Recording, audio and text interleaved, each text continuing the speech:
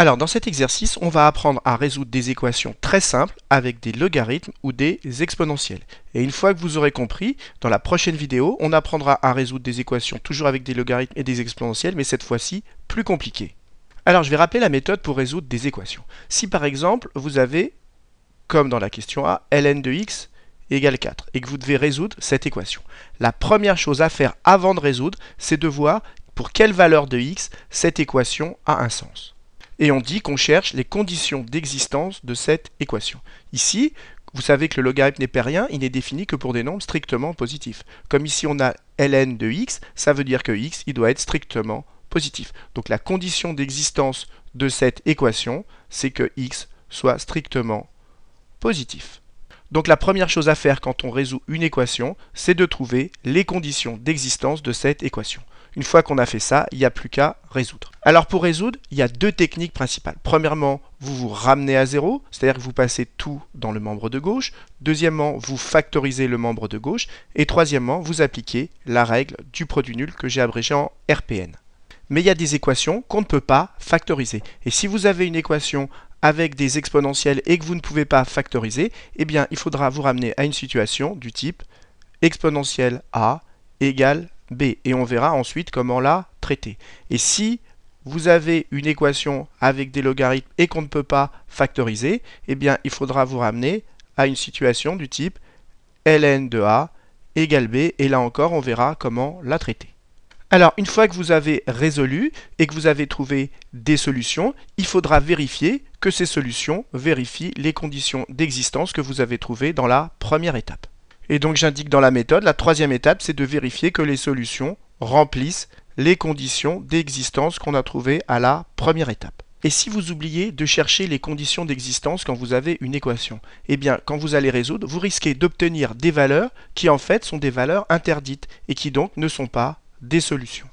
Alors jusqu'à présent, cette première étape de chercher les conditions d'existence, vous ne la faisiez pas. Pourquoi? Tout simplement parce que si vous avez une équation par exemple du second degré à résoudre, par exemple 2x carré plus 3x moins 1 égale 0, eh bien ce polynôme du second degré, il est défini quel que soit x réel. Et donc cette équation, elle est définie pour tout x réel. Et donc c'est pour ça que vous ne vous posiez pas la question des conditions d'existence quand vous aviez une équation de ce type-là.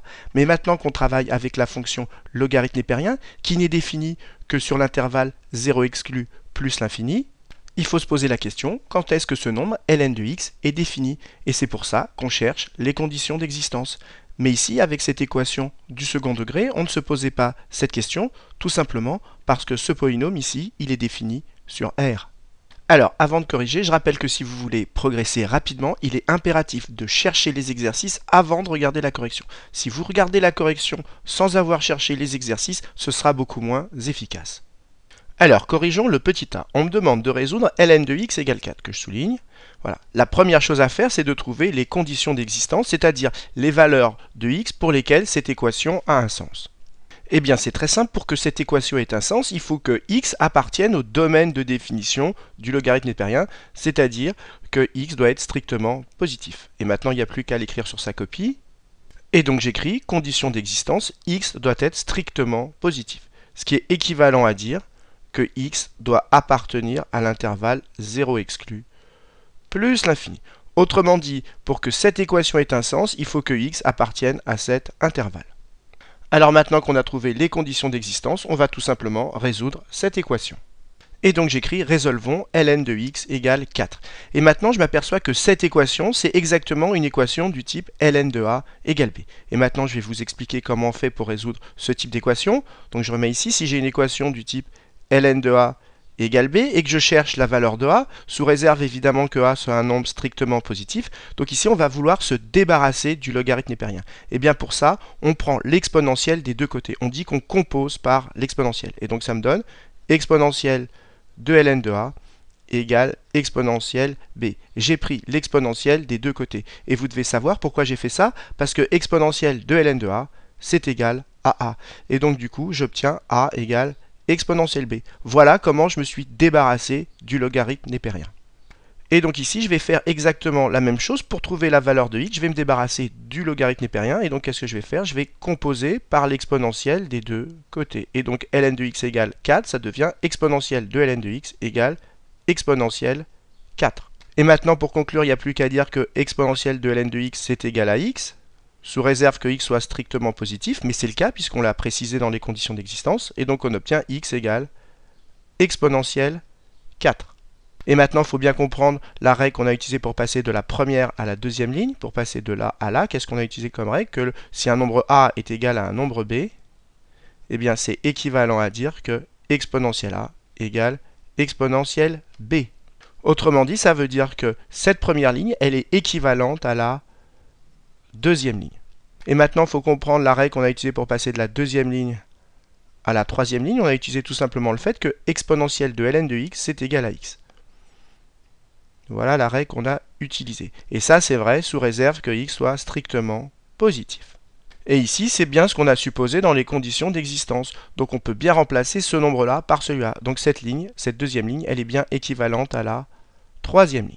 On a donc démontré que cette équation, ln de x égale 4, elle est équivalente à résoudre x égale exponentielle 4. Et donc la solution de cette équation, c'est exponentielle 4. Et maintenant, il faut vérifier que les solutions qu'on a trouvées vérifient les conditions d'existence. C'est-à-dire qu'il faut vérifier que exponentielle 4 est un nombre qui est strictement positif. Et ça, c'est évident parce que vous savez que exponentielle de n'importe quel nombre réel, c'est toujours un nombre strictement positif. Donc exponentielle 4, il appartient bien à l'intervalle 0 exclu plus l'infini. Donc c'est bien une solution de cette équation. Et donc j'écris sur ma copie que exponentielle 4, il appartient bien à cet intervalle 0 exclu plus l'infini, c'est-à-dire qu'il vérifie les conditions d'existence. Et donc exponentielle 4, c'est bien une solution, et c'est la seule qu'on ait trouvée, et donc j'écris que l'ensemble des solutions de cette équation est grand S égale, et entre accolades, exponentielle 4. Voilà qui termine la question A. Alors passons au petit b et résolvons cette équation. On va procéder exactement comme au petit a, on va commencer par chercher les conditions d'existence de cette équation. Et c'est toujours de la même façon, quand on a un logarithme népérien, on vérifie toujours que le nombre qui est à l'intérieur du logarithme, il est strictement positif. Et donc j'écris sur ma copie, les conditions d'existence, c'est quoi? C'est tout simplement le fait que ce nombre-là, il doit être strictement positif. C'est-à-dire que 2 moins x, il doit être strictement positif. Ça veut dire quoi? Ça veut dire, je vais chercher pour quelle valeur de x c'est vrai, je vais donc isoler x, donc ça veut dire que moins x est strictement plus grand que moins 2.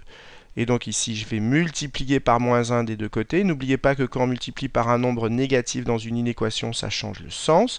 Et donc c'est équivalent à dire que x est strictement plus petit que 2. Et ça veut dire quoi que x est plus petit que 2? Strictement, ça veut dire que x, il appartient à l'intervalle moins l'infini de exclu. On a donc démontré que pour que cette équation ait un sens, il faut que x appartienne à l'intervalle moins l'infini 2, l'intervalle sur lequel on va maintenant se placer pour résoudre cette équation. Et donc maintenant, on va résoudre cette équation, ln de 2 moins x égale 0. Et ici, je cherche la valeur de x, je vais donc me débarrasser du logarithme népérien. Et je rappelle que quand vous se débarrassez d'un logarithme népérien, eh bien on va prendre l'exponentielle des deux côtés, exactement comme on l'a fait dans le rappel pour passer de cette ligne-là à cette ligne-là.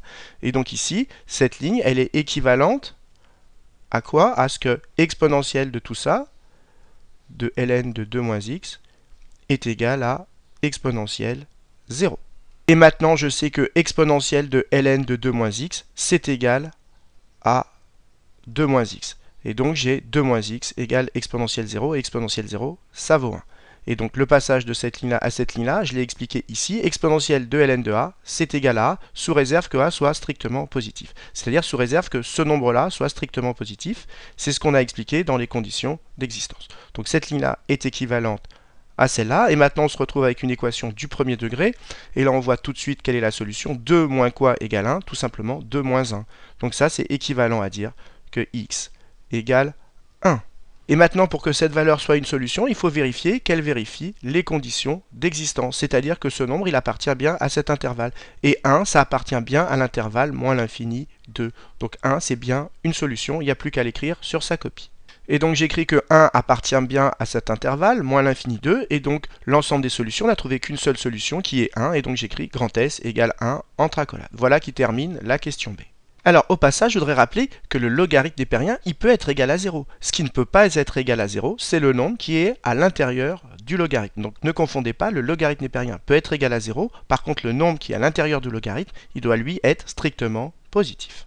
Alors, passons à la question C et résolvons cette équation ln de x égale moins 1. Là encore, je précise que le logarithme népérien, il peut être négatif. Ce qui ne peut pas être négatif, c'est le nombre qui est à l'intérieur du logarithme népérien. Ce nombre, x, il doit lui être strictement positif. C'est ce qu'on va écrire dans les conditions d'existence. Donc attention, ne confondez pas, le logarithme d'un nombre peut être négatif. Par contre, le nombre dont on prend le logarithme, lui, il doit être strictement positif.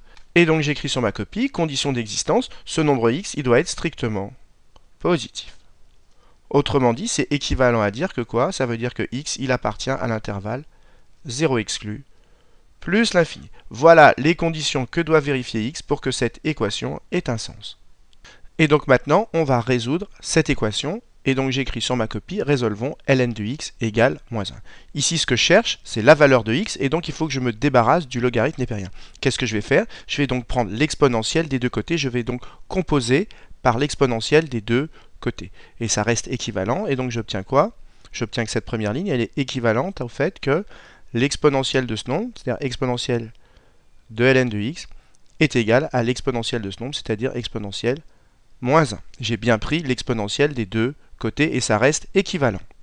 Et vous savez que exponentielle de ln de x, c'est égal à x sous réserve que x soit strictement positif. Mais c'est le cas puisqu'on est sur l'intervalle 0 exclu plus l'infini. Donc exponentielle de ln de x, je l'ai tout simplement remplacé par x puisque c'est égal. Et exponentielle moins 1, vous savez que c'est égal à 1 sur e. Donc cette ligne-là est équivalente à celle-ci. Et je rappelle au cas où la règle que j'ai utilisée pour passer d'exponentielle moins 1 à 1 sur e, vous devez savoir que exponentielle moins x, c'est toujours égal à 1 sur exponentielle x. Voilà ce que j'ai utilisé pour passer de là à là. Alors, qu'est-ce qu'on a démontré? On a démontré que cette équation, ln de x égale moins 1, elle est équivalente à celle-là, sous réserve que x appartienne à cet intervalle. Et cette équation, elle a quoi pour solution? Tout simplement 1 sur e. Donc il faut vérifier que 1 sur e appartienne à cet intervalle. Alors vous savez que e c'est un nombre qui est strictement positif, qui vaut environ 2,7, donc 1 sur e c'est aussi un nombre strictement positif, et donc 1 sur e appartient bien à cet intervalle 0 exclu plus l'infini. Et comme 1 sur e appartient bien à cet intervalle, 1 sur e vérifie les conditions d'existence, donc c'est bien une solution. Et maintenant il n'y a plus qu'à l'écrire sur sa copie. Et donc j'écris sur ma copie que 1 sur e appartient bien à cet intervalle, et donc que l'ensemble des solutions, on n'en a trouvé qu'une seule, c'est grand S égale 1 sur e, puisqu'il n'y a qu'une seule solution. Voilà qui termine la question C. Alors passons à la question D. On me demande de résoudre exponentielle de 3 moins 2x égale 5. Alors vous savez que la fonction exponentielle, elle est définie sur R. Donc ici, quelle que soit la valeur de x, eh bien exponentielle de 3 moins 2x, ce sera défini. Donc cette équation, elle a un sens, quel que soit x réel. Donc ici, on n'a pas de problème de condition d'existence et on passe directement à la résolution de cette équation. Et donc j'écris sur ma copie, résolvons exponentielle de 3 moins 2x égale 5.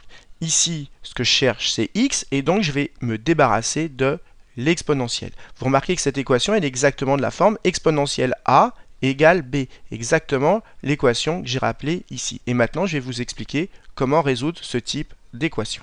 Eh bien, quand on a une équation du type exponentielle a égale b et qu'on cherche la valeur de a, pour se débarrasser de l'exponentielle, je vais le marquer ici, quand j'ai exponentielle a égale b et que je veux me débarrasser de l'exponentielle, je vais prendre le logarithme népérien des deux côtés. Mais il faut donc que ces deux nombres qui sont à gauche et à droite soient strictement positifs.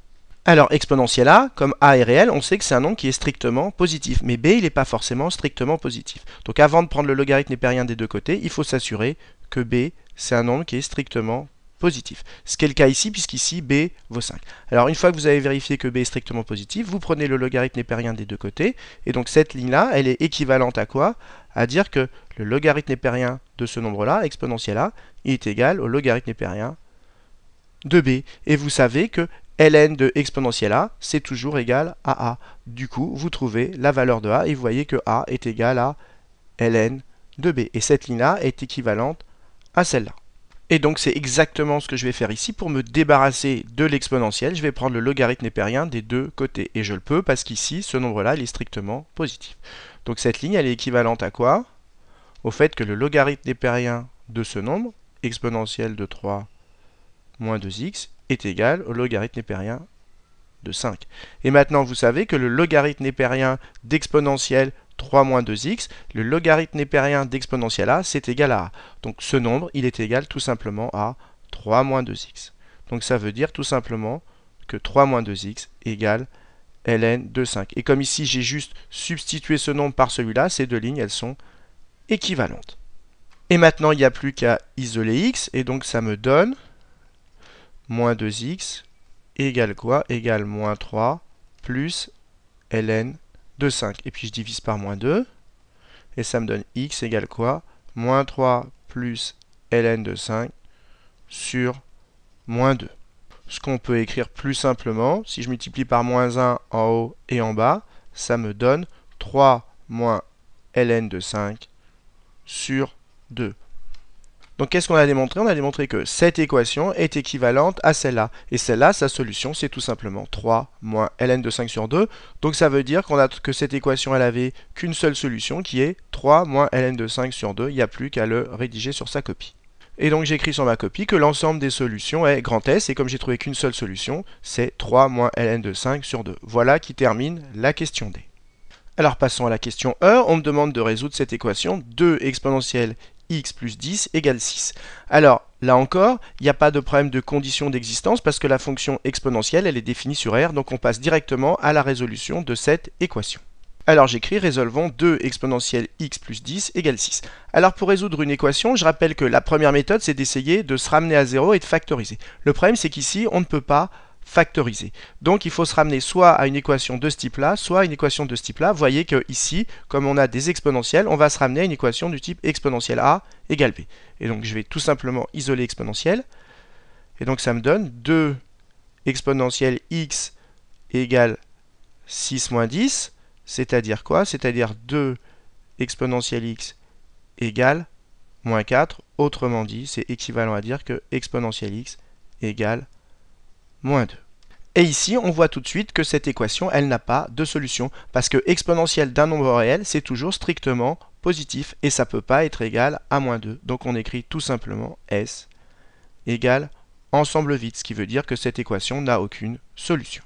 Et pour ceux qui n'auraient pas vu que cette équation n'a pas de solution et qui auraient continué le calcul, qu'est-ce qu'ils auraient obtenu? Ils auraient pris le logarithme à gauche et à droite, et donc ils auraient obtenu ln de exponentielle x égale ln de moins 2. Et là, par contre, ils doivent se rendre compte qu'il y a un problème. Le logarithme népérien n'étant défini que pour des nombres strictement positifs, ln de moins 2, ça n'a pas de sens. Et donc, ils doivent se dire, il y a un problème. Et là, ils remontent d'une ligne, ils se disent, oui, en effet, exponentielle x, c'est un nombre qui est toujours strictement positif, donc il ne peut pas être égal à moins 2, et donc cette équation n'a pas de solution.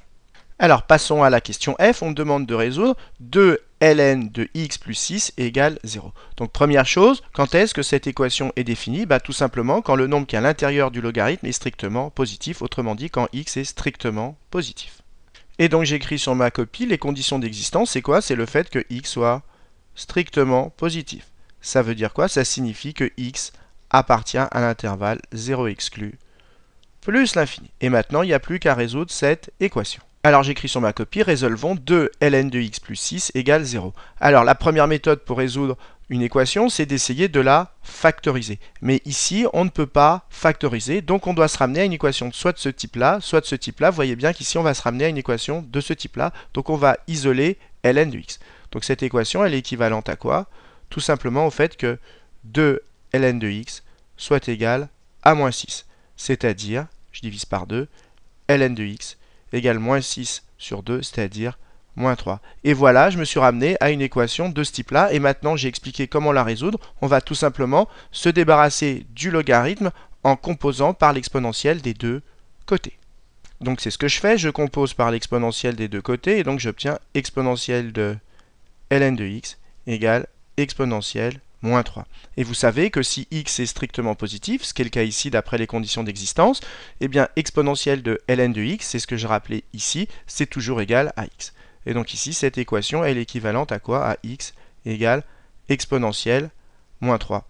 Exponentielle moins 3, on peut l'écrire encore 1 sur exponentielle 3. Et j'insiste, pour le passage de là à là, il faut penser à utiliser la règle que exponentielle moins x, quel que soit x réel, c'est toujours égal à 1 sur exponentielle x. C'est exactement ce que j'ai utilisé pour passer de là à là. Et maintenant, il n'y a plus qu'à vérifier que la valeur que j'ai trouvée ici, 1 sur exponentielle 3, elle vérifie bien les conditions d'existence, c'est-à-dire que cette valeur, elle appartient bien à l'intervalle 0 exclu plus l'infini. Mais exponentielle 3, vous savez que c'est un nombre qui est strictement positif, donc 1 sur exponentielle 3, c'est également strictement positif. Donc ça appartient bien à cet intervalle, et donc cette valeur, elle remplit les conditions d'existence, et donc c'est bien une solution. Et maintenant, il n'y a plus qu'à l'écrire sur sa copie. Et donc j'écris que 1 sur exponentielle 3 appartient bien à cet intervalle, c'est-à-dire 0 exclu plus l'infini, et donc que c'est bien une solution, et donc on a trouvé une seule solution, et donc j'écris que l'ensemble des solutions est grand S 1 sur exponentielle 3 entre accolades. Voilà qui termine la question F. Alors il y a 3 choses essentielles à retenir dans cet exercice. La première chose, c'est qu'avant de résoudre une équation, on commence par chercher les conditions d'existence. Et ensuite, si vous avez une équation du type ln de a égale b avec a strictement positif, pour vous débarrasser du logarithme népérien, vous prenez l'exponentielle des deux côtés. Et n'oubliez pas que exponentielle de ln de a, c'est égal à a. De la même façon, si vous avez une équation du type exponentielle a égale b, cette fois-ci avec b strictement positif, pour vous débarrasser de l'exponentielle, vous prenez le logarithme népérien des deux côtés et vous n'oubliez pas que le logarithme népérien d'exponentielle a, c'est égal à a. Voilà ce qu'il faut retenir dans cet exercice. Et bien maintenant qu'on a expliqué comment résoudre des équations simples avec des logarithmes et des exponentielles, dans la prochaine vidéo, on refera pareil mais avec des équations plus compliquées.